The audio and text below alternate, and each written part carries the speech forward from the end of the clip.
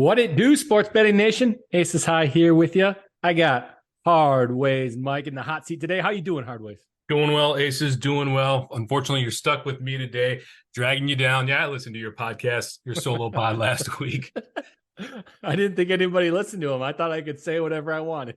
Our quality control over here at SBI gets by no one, but we're not here to talk about that. We're here to talk about sports and sports betting. Is that right? What we got on tap today? Well, of course, the big event this weekend is the College World Series. Aces, I'm assuming you're watching this. Oh, yeah. Always exciting. I love watching the College World Series. And when the College World Series is up, it's almost 4th of July time. That's what warns me. But we got LSU and Florida. Heck of a series, the two best teams in baseball. I don't know a whole lot about college baseball. I don't watch it throughout the year. I watch the numbers on it. I watch all the controversy. You've been watching the controversy on sports betting and college baseball this year? No, I haven't. Fill me in. What's going on? Man, there's been a lot of, I know you know of some of the shady behavior behind some bets coming in on teams that decided to not start their ace pitcher. Yeah, I don't want to mention names here because, we don't want to upset any of our fans, but, it's been happening across a number of teams. Also, LSU's been involved in their own controversy, but here they are in the championship against Florida. They just got to win one. Yeah, just win one. It's a best of 3 series. LSU took game 1 in extra innings. His 11th inning heroics by Cade Beloso to hit a home run. That was the go-ahead and winning run. And then yesterday, Florida just came back and absolutely stomped them. They came back with a fourth. What was the final score? Like 24-6 or something? Yeah, I believe it was 24-4. I'm not sure. I'd have to look it up, to be honest with you, but it was a lot to a little. And it was a record for the most runs scored in a College World Series. Also tied the record for most hits. And there was no late inning heroics for LSU in this one to come back. It was a done deal. Well, I'll be watching tonight for sure. That game's at 6 o'clock Central Time. My money this year was on Wake Forest. I took them to win at the end of May. Didn't come to fruition, unfortunately. It was a good run for them, but they didn't do it. Just so everybody's aware, we're in Illinois, and in Illinois, you can't bet on Illinois college teams. It's part of the law when they implemented sports betting. So my wager is still open right now, but it says winner without Illinois colleges. So just be aware of that when you are placing bets. If you're in a state that doesn't allow you to place bets on your state college teams, that you might be without some teams. It's not the same in all states how it is in Illinois. But tonight,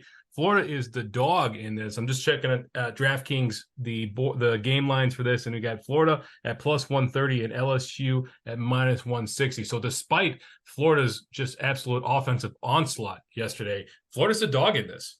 Yeah, it's not surprising. To be honest with you, LSU's been a better baseball team. We got their ace on the mound tonight. Obviously, it's a whole different ball game. We're talking about baseball and you're talking about putting your ace on the mound, but 24 runs, you got to respect that. If you're going to bet this game and you just want to put a little bit of action on it, I always say, bet the dog. Hey, you want to win in sports betting, bet the dog. But if you are going to take that LSU line, stay away from that money line. Just take the run line. They just got smoked 24-4. You think they're going to win tonight?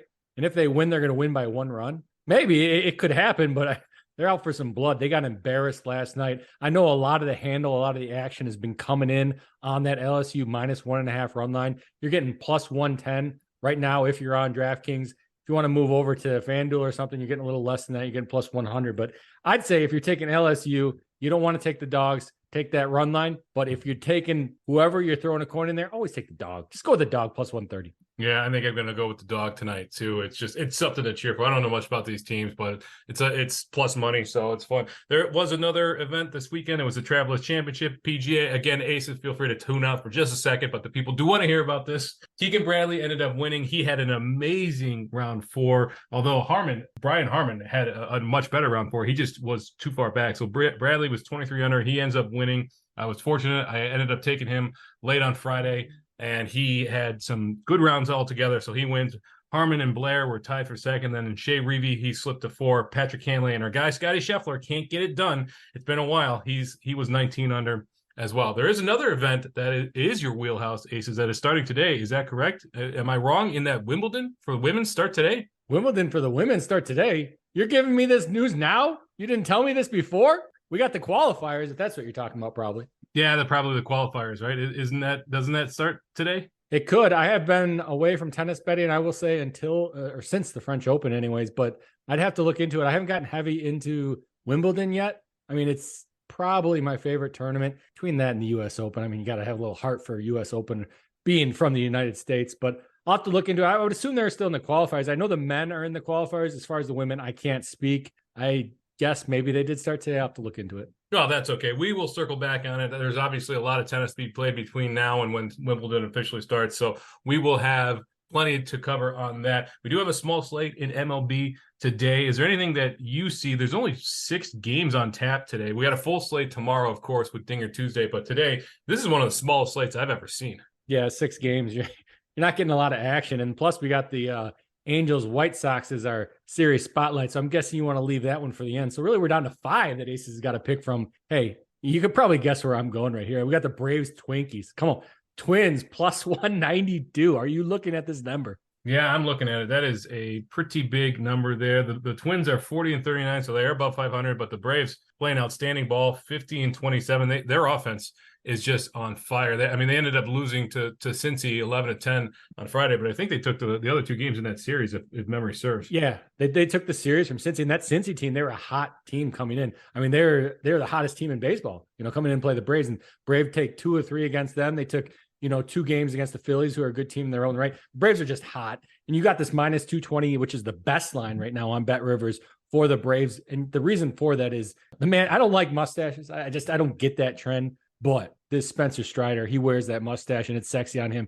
He can pitch. Let me tell you, that's why that minus 220 number's there. Yeah, that's a lot to lay on a team, but with Spencer Strider on the mound, I'm just pulling up our today page. 8-2 record, 3.93 ERA, 14.5 Ks per 9. The guy is just having an outstanding season. You got Sonny Gray on the mound for the Twins. Pretty good in his own right. 4-1, 2.56 ERA, 9 Ks per 9 about. So no slouch there, but yeah, minus 220. You got to lay 220 to win 100 if you want to back the Braves tonight. The other one that I do want to touch on, though, is the Reds, because that is a team that is one of the hottest teams in baseball right now. They had an 11-game winning streak coming in to that series with the Braves. The Braves ended up taking the 2 games out of 3, winning the series.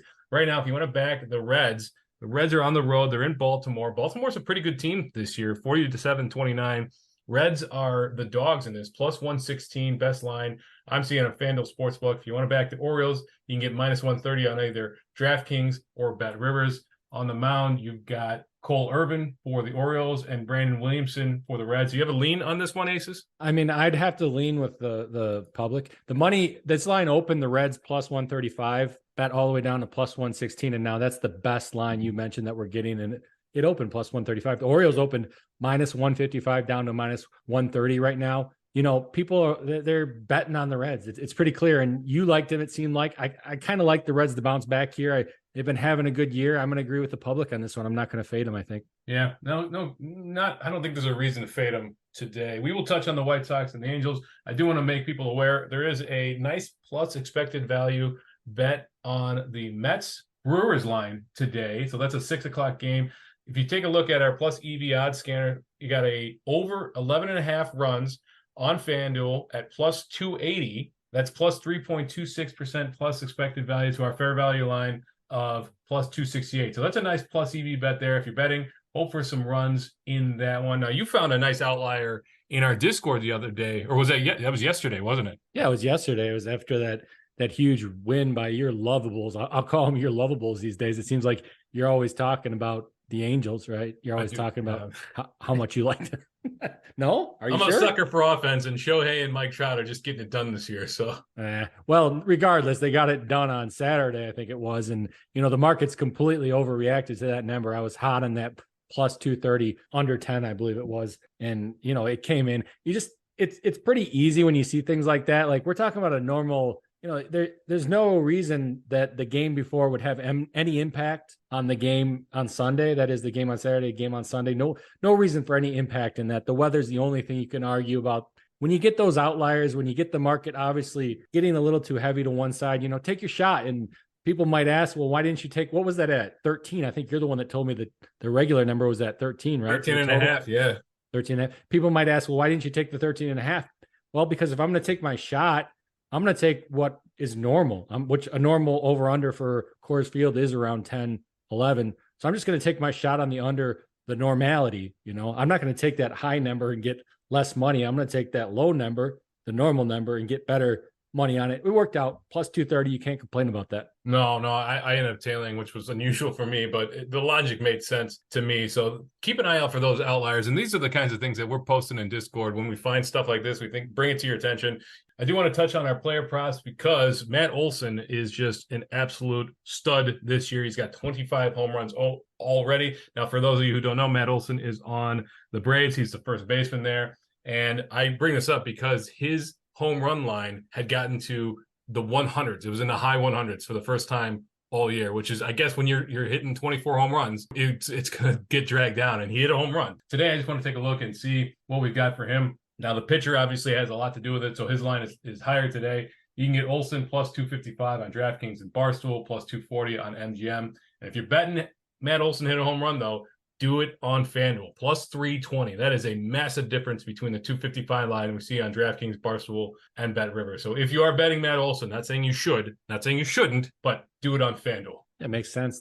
The one thing you can control, right? You can't control whether Matt Olson hits a home run or not, but you can control what book you bet it on, which in the long run will help you getting that better number. 100%. To close this out, our series spotlight this week is the White Sox and the Angels. They start a 4-game series today. Yeah, we got one Thursday too. Yeah, so that's a nice stretch there. Today we've got Dylan Cease on the mound for the White Sox, and we've got Reed Detmers on the mound for the Angels. So Angels, Reed Detmer, not a great year, 1-5 record, 4 ERA, which isn't horrible. 84 Ks to 27 walks. Again, not horrible. It's just sometimes they just don't get run support. That's how it goes. Dylan Cease having a pretty decent year, 3-3 ERA, or 3-3 record, 4.22 ERA, 100 Ks though, to 39 walks. Right now, the best line that we're seeing, the Angels are the favorites in this game, minus 134 on FanDuel Sportsbook.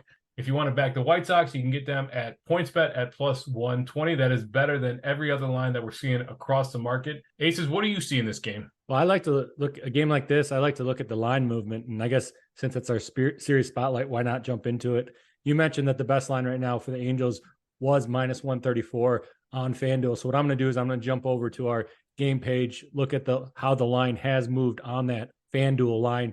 Looks like it opened for FanDuel at minus 142, but all the way down to minus 136, minus 134 even, then jumped all the way back to 142, back up to 146, back to 144, back to 138, couple more movements, and we're at that minus 134. So you're getting a lot of line movement here. If you're looking at it on a chart, it looks like a highly erratic chart. You might get, this is the top of where that number has been at that minus 130 on FanDuel. You might get a pullback. So if you are looking to bet the White Sox on this one, maybe wait a little bit, see if you can get a pullback, see if the market bets against and gets the books a little lopsided again. Yeah, interesting. Is that the same kind of thing that we're seeing for the White Sox or for the Angels line as well? Yeah, it'll be reversed. Obviously, the lines would always be reversed. I'm looking at specifically FanDuel. I can jump over to BetRivers too here and look at the White Sox specifically. It'd obviously just be the inverse because they keep the juice fairly tight in these MLB games. So if you're looking at the White Sox chart, it's obviously just the inverse of what I mentioned, the Angels chart. It's been bouncing around quite a bit. I'm just taking a look at that. That is, you don't see that a whole lot, especially when these lines open up. These lines probably didn't jump up. Let's see when this line opened. You first could have gotten this back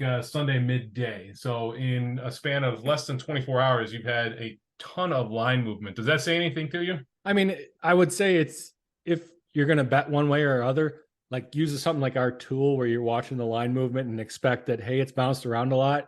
Wait to try to get the best number, or just bet it pregame if you don't end up getting that best number. But it has moved a lot. It's not big movements though. We're talking about right now, I'm looking at, let's jump over to BetRivers, as I just mentioned. I'm looking at, for the White Sox on BetRivers, a high to low of plus 120 down to plus 110. That's not a huge move. Obviously that's all we care about as sports bettors. So it is to us, but as far as an outlier, is there's a lot of money coming in on one side or the other. No, I wouldn't say that's the case here. Okay. Well, yeah, that line movement isn't, when you see the graph, it's shrunk down. So it's probably more dramatic just visually than it is. We'll see a lot more line movement in college football and NFL lines later this year. The total in this game is lower than I thought it would have been. It opened at, let's see where it opened at. It's 8.5, and that's where it opened at. And that's where it's kind of stuck, although it is shaded slightly to the under even. So you can get minus 115 on BetMGM if you're taking the under. Other books have it at minus 120, minus 122. If you're taking the over, you can get plus money actually on Barstool and BetRivers at plus 102. Now, of course, we know we've got some aces or some studs on the Angels that can hit the long ball in Shohei Ohtani, who's doing something that I mentioned on the podcast last week. Very few people in MLB have ever done. And then you've got a couple of guys on the White Sox. In fact, I think Luis Robert hit 2 home runs yesterday, and you got Jake Berger on there. So this over-under is interesting to me. The 8.5 isn't terribly high. I might look to take the over here, and I might even tease that up a little bit to 9 and see if I can get a better number. Let me just throw that up to 9 here, and I get plus 130 on DraftKings or on Bet Rivers and Barstool. So if you're okay with a push and you think this game is going over, that 9 number gives you a little better cushion in terms of the odds. Yeah, I'd also say if you're looking to bet something like the White Sox, I don't usually bet first sevens. Maybe look at like a first 7. You're getting plus 120 on the White Sox. They don't have to win the game. Los Angeles is at home. The home team generally performs better towards the end of the game. So, that's maybe where I'm looking. I know you're always looking totals. I'm always looking money lines, but yeah. Maybe first 7 in this one for me for money line on the White Sox. But, I can't bet those guys. The enemy. Let's take a look at that first 7 innings. You got White Sox plus 120, Angels minus 145. If you want to avoid the closers there, if you want to avoid the pen altogether, first 5, White Sox plus 115 on Barstool and Angels minus 140 on DraftKings. As a reminder, Shohei's got 25 home runs. Mike Trout's got, 17 this year. And then I believe the leader is Luis Roberts for the White Sox, and he has 21 home runs. A lot of offense to be had. Anything else you want to touch on this game? We've got 3 more games in this series that we're gonna hit later this week. No, I think we hit it pretty deep. Looking forward to tomorrow. I think we got the Aces on the mound for both teams, so that game will be exciting to talk about. Absolutely. That's it for us today, Aces. As always, it's a pleasure to see you on Mondays. Anything you want to leave the people with? No, just let's make some money. Absolutely. As we say over here at SBI, you don't always have to bet, but when you do, wager wisely.